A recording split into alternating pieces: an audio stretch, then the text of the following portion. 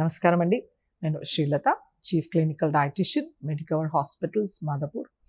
ఇవాళ మనము non veg foods మనం ఎంత మోతాదులో తీసుకోవాలి, ఇవి మన శరీరానికి ఎటువంటి పోషకాహారాలు ఇస్తాయి, అలాగే మనకి ఎక్కువ మోతాదులో తీసుకుంటే ఎటువంటి ఇబ్బందులు కలుగుతాయి, డయాబెటిక్స్ ఎంత మోతాదులో తీసుకోవాలో తెలుసుకుందాం. నాన్ వెజ్ ఫుడ్లో మనకు ఎన్నో రకాల పోషకాహారాలు ఉన్నాయి. ముఖ్యంగా వీటిలో అధిక మోతాదులో క్యాలరీస్ లభిస్తాయి, ఎనర్జీ, అలాగే ప్రోటీన్ మనకి ఎక్సలెంట్ అని చెప్పొచ్చు. దీన్ని హై బయాలజికల్ వాల్యూ ఫుడ్ అని అంటారు. ఎందుకంటే ఇందులో మన శరీరానికి కావలసిన ఎసెన్షియల్ అమైనో యాసిడ్ సరియైన మోతాదులో మరియు సరియైన క్వాంటిటీలో లభిస్తాయి అన్నమాట. అలాగే వీటిలో మనకి ఫ్యాట్, సాచురేటెడ్ ఫ్యాట్, కొలెస్ట్రాల్ లభిస్తుందన్నమాట. వీటిలో ఎక్కువ మోతాదులో మనకి ఫ్యాట్ లభిస్తుంది. ఎస్పెషల్లీ చేపల్లో మనకు ఒమేగా 3 ఫ్యాటీ యాసిడ్ లభిస్తుంది అనమాట. అలాగే కోడిగుడ్డులో మీడియం చైన్ ట్రైగ్లిజరైడ్స్ అనే ఫ్యాట్ లభిస్తుంది. వీటిలో మన శరీరానికి కావలసిన ఐరన్ సమృద్ధిగా లభిస్తుంది. ఇది మన రక్తహీనతను ఆర్ ఎనీమియాని నిర్మూలించడానికి మనకి ఎంతో తోడ్పడుతుంది. అలాగే వీటిలో ట్రేస్ ఎలిమెంట్స్, వైటమిన్స్, మినరల్స్ సమృద్ధిగా లభిస్తాయి. చెప్పాలంటే నాన్ వెజ్ అంటే ఎక్కువ ఎక్సలెంట్ ఫుడ్ అని చెప్పొచ్చు. కాకపోతే దీన్ని ఎంత మోతాదులో తీసుకోవాలనేది చాలా ముఖ్యమైన విషయం. సో వీటిలో ఎక్కువ మోతాదులో కొలెస్ట్రాల్ అండ్ సాచురేటెడ్ ఫ్యాట్స్ ఉండడం వలన దీన్ని మనం మోతాదుగా తీసుకోవాలి. సో ముఖ్యంగా మన బాడీ వెయిట్, మన బాడీ మాస్ ఇండెక్స్ ఎంత ఉంటుంది, ఒబిసిటీ కేటగిరీలో ఉన్నవాళ్ళు తక్కువ మోతాదులో తీసుకోవాల్సి ఉంటుంది. అలాగే ఓవర్ వెయిట్ ఉన్నవాళ్ళు కొంచెం ఇంకా ఎక్కువ మోతాదులో తీసుకోవచ్చు. నార్మల్గా బాడీ వెయిట్ ఉన్నవాళ్ళు అడిక్వేట్ అమౌంట్స్లో తీసుకోవచ్చు అనమాట. సో ఈ నాన్ వెజ్లో మనకి సుమారుగా మనము మటన్, రెడ్ మీట్ తీసుకున్నామంటే ఒక 100 గ్రామ్స్లో మనకు 190 కిలో క్యాలరీస్ ఆఫ్ ఎనర్జీ లభిస్తుంది. అలాగే మనము చికెన్ స్కిన్లెస్ తీసుకుంటే కనుక 165 కిలో క్యాలరీస్ ఆఫ్ ఎనర్జీ లభిస్తుంది. అలాగే 100 గ్రామ్స్ ఆఫ్ ఎగ్స్లో మనకు ఒక 160 కిలో క్యాలరీస్ ఆఫ్ ఎనర్జీ లభిస్తాయి అన్నమాట. సో ప్రోటీన్ అనేది వీటిలో మనకి ఇప్పుడు మటన్లో 19 గ్రామ్స్, చికెన్లో 20 గ్రామ్స్, ఎగ్లో 13 గ్రామ్స్ లభిస్తుంది అనమాట.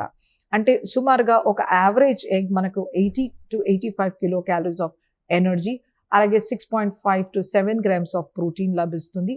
అలాగే 6.5 to 7 గ్రామ్స్ ఆఫ్ ఫ్యాట్ లభిస్తుంది అనమాట. సో వీటిలో ఉండే fat and protein excellent content, but cholesterol అనేది చాలా ఇంపార్టెంట్. మనం ఒక యోక్ తీసుకుంటే కనుక ఒక యోక్లో మనకు 215 మిల్లీగ్రామ్స్ ఆఫ్ కొలెస్ట్రాల్ ఉంటుంది.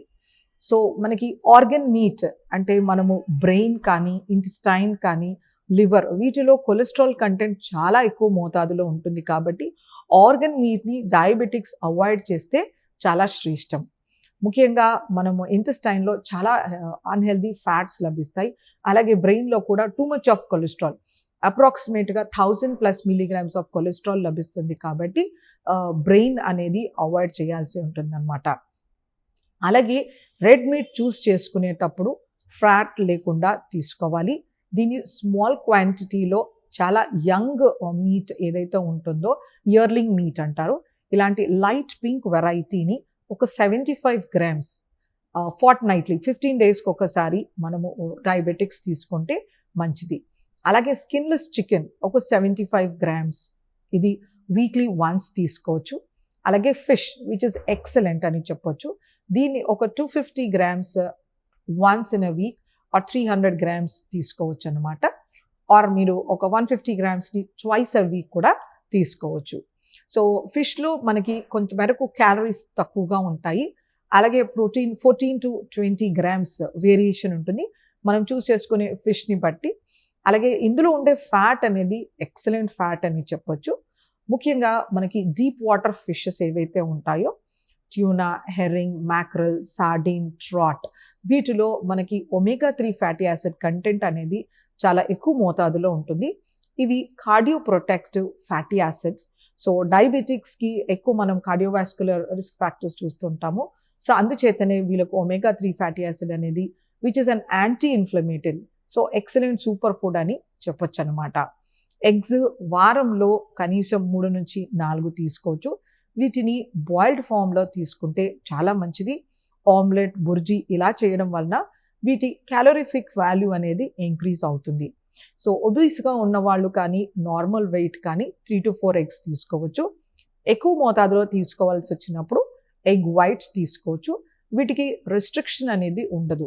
ఎగ్లో ఎవిడిన్ అనే ఒక యాంటీ న్యూట్రిషనల్ ఫ్యాక్టర్ ఉంటుంది కాబట్టి దీన్ని బాయిల్డ్ ఫామ్లో తీసుకుంటే ఈ యాంటీ న్యూట్రిషనల్ ఫ్యాక్టర్ డీనాచురేట్ అవుతుంది. రాగా తీసుకున్నప్పుడు ఎవిడిన్ అనేది ఉంటుంది కాబట్టి దీన్ని అవాయిడ్ చేయడం మంచిది. సో ఈ నాన్ వెజ్లో ఇన్ని రకాల వైటమిన్స్, మినరల్స్, తర్వాత మ్యాక్రోన్యూట్రియంట్స్ ఉన్నప్పుడు దీని ప్రిపరేషన్ అనేది చాలా important. How to make it healthy. So మనము ఎప్పుడైనా మటన్ కానీ చికెన్ తీసుకున్నప్పుడు వీటిలో ఫైబర్ ఉండదు. సో అందుచేతనే వీటిలో ఆకుకూరలు, కూరగాయల కాంబినేషన్లో తీసుకున్నప్పుడు దీంట్లో ఫైబర్ని మనం యాడ్ చేయొచ్చు. అలాగే తక్కువ మోతాదులో నూనె వేసి కుక్ చేసినప్పుడు వీటిలో మనకి తక్కువ క్యాలరీస్ కూడా లభిస్తాయి అన్నమాట. అలాగే మనము ఫిష్ కానీ ఎగ్ కానీ చేసినప్పుడు వీటిలో టొమాటో, ఆనియన్స్ వేసినప్పుడు వీటి యొక్క ఫైబర్ కంటెంట్ పెరుగుతుందన్నమాట. సో ఇలా మనము కొంత మేరకు వీటిని న్యూట్రిషన్ని ఇంకా ఎన్హాన్స్ చేయొచ్చు.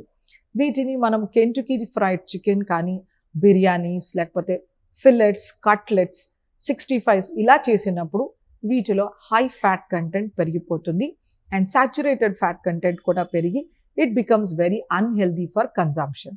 సో అందుచేతనే వీటి healthy cooking methods moderate to medium అమౌంట్స్లో తీసుకుంటే కనుక డయాబెటిక్స్కి ఈ నాన్ వెజ్ ఫుడ్ అనేది సేఫ్ అని చెప్పొచ్చు. అలాగే మనకి సీ ఫుడ్స్ అండ్ క్రస్టేషన్స్, పీతలు, రొయ్యలు వీటిల్లో కూడా మనకి ఎక్కువ మోతాదులో కొలెస్ట్రాల్ లభిస్తుంది కాబట్టి వీటిని మనము నో ఫుడ్ క్రింద చెప్పొచ్చు. లేకపోతే తక్కువ మోతాదులో మంత్లీ వన్స్ ఆర్ చాలా తక్కువ మోతాదులో ఎప్పుడో ఒకసారి తీసుకుంటే నష్టం లేదు. వీటిని కూడా హెల్దీ ప్రిపరేషన్లో తీసుకుంటే చాలా మంచిది. సో నాన్ వెజ్ లిమిటెడ్ అమౌంట్స్లో నేను చెప్పిన ఫ్రీక్వెన్సీలో హెల్దీ కుకింగ్ మెథడ్స్లో తీసుకున్నప్పుడు డయాబెటిక్స్కి ఇది ఎంతో healthy food. Unhealthy cooking practices వలన వీళ్ళకి ఒబిసిటీ కానీ, అన్కంట్రోల్ డయాబెటీస్ కానీ, కార్డియోవాస్కులర్ ప్రాబ్లమ్స్, ఎలివేటెడ్ లిపిడ్స్ వచ్చే ఛాన్సెస్ ఉంటాయి. సో అందుకనే హెల్తీ మెథడ్స్ ఫాలో చేసి నాన్ వెజ్ తీసుకోవచ్చు.